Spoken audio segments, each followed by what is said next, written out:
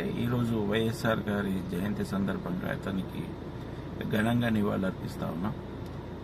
ముఖ్యంగా వైఎస్ఆర్ గురించి చెప్పే విషయాలంటే ఆరోగ్యశ్రీ అనేది కానీ విద్యా వైద్యం మీద చాలా గొప్పగా పనిచేసిండు. ఆయన ముఖ్యమంత్రిగా పనిచేసినప్పుడు అది తెలంగాణ ప్రజలకు కూడా చాలా మేలు జరిగింది. అదేవిధంగా జలయజ్ఞం పేరుతోనే ఈరోజు ఈ కాళేశ్వరం ప్రాజెక్టు కానీ పోలవరం ప్రాజెక్టు కానీ ఎన్నో రకాలుగా ఆయన కృషి ఖచ్చితంగా గొప్ప ప్రయత్నం చేసిండు. ఎందుకంటే ఆ కాలంలో ఎవరు కూడా సాహసం చేయలే.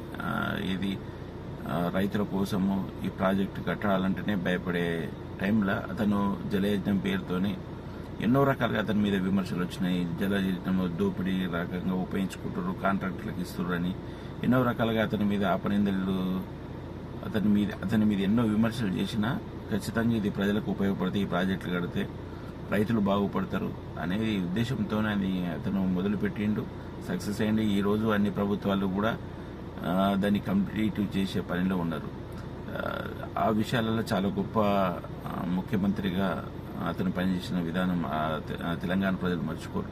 ముఖ్యంగా నాకు నచ్చింది ఏంటంటే విద్య. పేద ప్రజలకు విద్య అనేది ఉంటే ఖచ్చితంగా ప్రతి ఒక్కరూ ఒక స్థాయికి వచ్చే అవకాశం ఉంటుంది. అదేవిధంగా వైద్యం వల్ల ఎన్నో రకాలుగా పేద ప్రజలు ఆర్థికంగా కుదేలవుతూ ఉంటారు. వాళ్ళకి డబ్బులు ఖర్చు పెట్టుకోలేక మళ్ళీ వాళ్ళు సంపాదించిన డబ్బులు కూడా విద్యా వైద్యంతోనే మొత్తం ఖర్చు అయిపోతుంటాయి. ఆ విషయంలో అతను ముఖ్యమంత్రిగా ఉన్నప్పుడు అది పేద ప్రజలకు ఫ్రీగా ఇవ్వడం, వాళ్ళు కూడా ఒక స్థాయికి వచ్చే విధంగా అన్ని రకాలుగా అంటే అలా కులం జొల్లే ఏ పేదవాడైతే సరే ఎలిజిబుల్ అనే విధంగా అతను ప్రయత్నం చేసిండు. అది గొప్ప విషయం.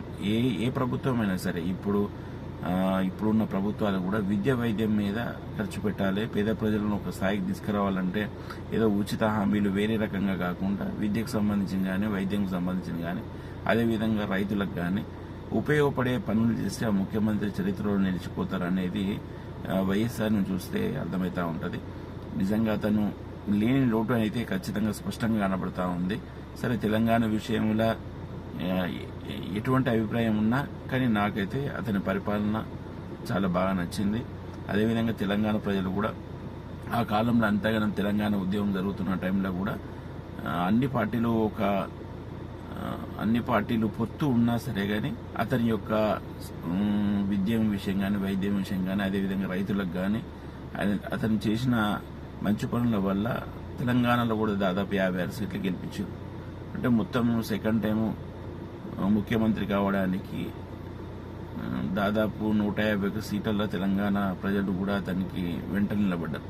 ఎంత ఉద్యమము తెలంగాణ ఆకాంక్ష ఉన్నా కూడా అంటే ఒక మంచి పని చేస్తే చరిత్రలో నిలిచిపోతారనే విషయం రాజశేఖర రెడ్డి గారిని నేను దగ్గర నుంచి చూసిన. ఇంతకుముందు ఎన్టీఆర్ విషయంలో కూడా మేము అప్పుడు చిన్నవాళ్ళం, అతని గురించి కూడా గొప్పగా చెప్తారు. పటేల్ పట్టువారి వ్యవస్థ రద్దు చేసారు. అదేవిధంగా ₹2 కిలో బియ్యం ఇచ్చారు. ఆ టైంలో తెల్లన్నం తినలేని పరిస్థితుల్లో పేద ప్రజలకు ₹2 కిలో బియ్యం ఇచ్చారు.